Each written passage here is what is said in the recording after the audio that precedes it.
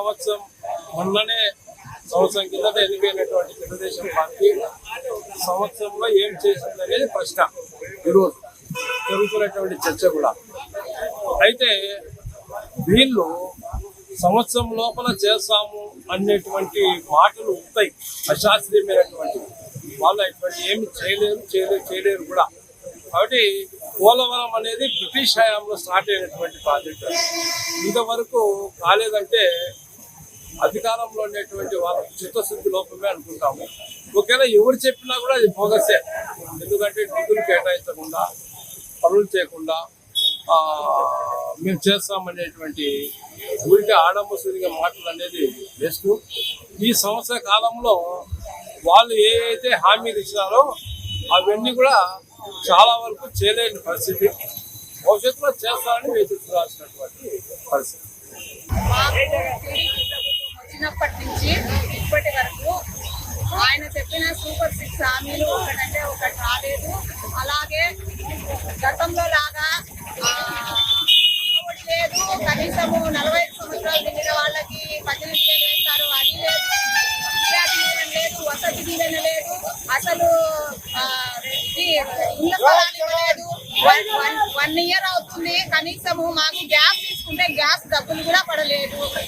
అదే జగనన్న ప్రభుత్వంలో అయితే మాకు ఈ పథకం ఈ నెలలో తీసుకుంటాను అంటే నెక్స్ట్ నెలలో ఇంకొకటి వస్తుంది అనే ఎంతో ఎదురు చూసేవాళ్ళం. మాకు పండగ వస్తుంది అన్నట్టు మేము అడగకుండానే, మేము చెప్పకుండానే, మేము పోయి ఆఫీసు చుట్టూ తిరగకుండానే మాకు వాలంటీర్లు వచ్చి ఇంటికి పింఛన్ ఇచ్చేవాళ్ళు. రేషన్ బియ్యం ఇంటికి వచ్చేది. ఇప్పుడు రేషన్ బియ్యం బండి కూడా తీసేస్తారు. నేను వీళ్ళ దగ్గరికి వెళ్ళి తెచ్చుకునే పరిస్థితి. కనీసం అంటే ఇళ్ళ స్థలాలు 1 ఇయర్ అయింది, ఇల్లు లేని. నేను 17 సంవత్సరాలుగా నేను అద్దె ఇంట్లో ఉంటున్నాను. నాకు ఇప్పటి వరకు ఇంటి స్థలం మేము ఇంతకుముందు గతంలో పెట్టుకుంటే మాకు ఈ ప్రభుత్వం టైం అయిపోయింది అనేసి అప్పుడు పెండింగ్ పెట్టారు. ఇప్పుడు వీళ్ళు వచ్చాకన్నా మాకు స్థలం వస్తుంది అనుకుంటే ఇప్పుడు వీళ్ళు కూడా అసలు ఏం పట్టించుకోవడం లేదు. నిత్యావసర సరుకులు మరి దారుణం అండి. ఆయిల్ ప్యాకెట్ 100 రూపాయలు ఇప్పుడు 150 రూపాయలు చేసేసారు. కందిపప్పు పెరిగింది. నిత్యావసర సరుకులు కొనలేకున్నాము, తినలేకుండా ఉన్నాము. కష్టకాలం అయిపోయింది. ఏదంటే ఆరోగ్యశ్రీ లేదు. ఏదైనా మంచి జబ్బు చేసింది హాస్పిటల్కి వెళ్ళాలంటే ఆరోగ్యశ్రీ లేదు. ముఖ్యంగా ఏ దానికి కూడా మాకు చాలా ఈ 1 ఇయర్ లో అసలు పరిపాలన అనేది బాగలేదండి. కూటమి ప్రభుత్వం వచ్చిన తర్వాత విజయవాడనే ఒకే రాజధానిగా ఉంటేనే మంచిదని నా అభిప్రాయం. ఇదే కాకుండా ఈ కూటమి ప్రభుత్వం అధికారంలోకి వచ్చిన తర్వాత జమ్మలమడుగు నియోజకవర్గంలో కూడా డెవలప్మెంట్ అనేది జరుగుతూ ఉంది.